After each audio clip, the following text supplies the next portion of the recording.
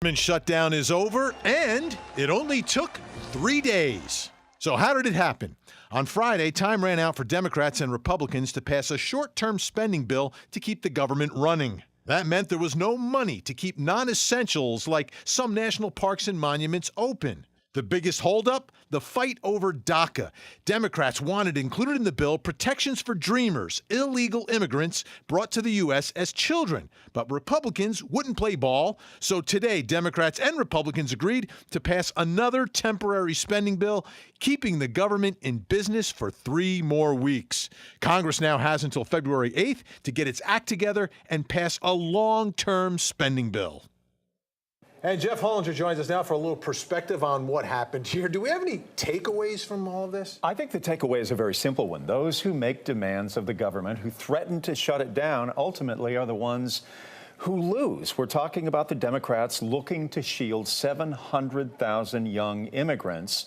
And they basically have gotten nothing from the Republicans other than a promise for a vote on the issue. They were going to get that anyway. And you can take a step back and say in 2013, it was the Republicans who were making the demands.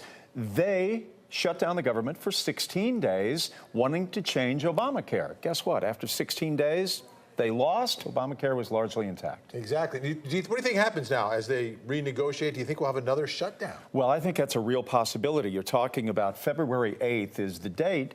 Who's to say that this will not repeat itself? The liberal base, so the Democrats, is very, very upset. They're very angry with Chuck Schumer and these sort of moderate Democrats. In fact, so much so that now they may challenge some of them in these primary races that are coming up.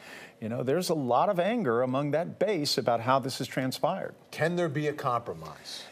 It does not seem to be a sort of culture of compromise these days, but certainly when you look at what's going on not only in Congress, but also coming out of the White House, where the president had tweeted today that the Democrats turning down services for citizens and security for non-citizens, you know, he's beating the drum on that issue. That certainly doesn't lend itself toward the kind of constructive compromise of which we have come to learn how American government ran in another era. But these are new times. These are wild rodeo times. You don't know what's going to be coming out of the gate. Is it a bull? Is it a horse? Probably just a lot of bull. Thanks so much, Jeff.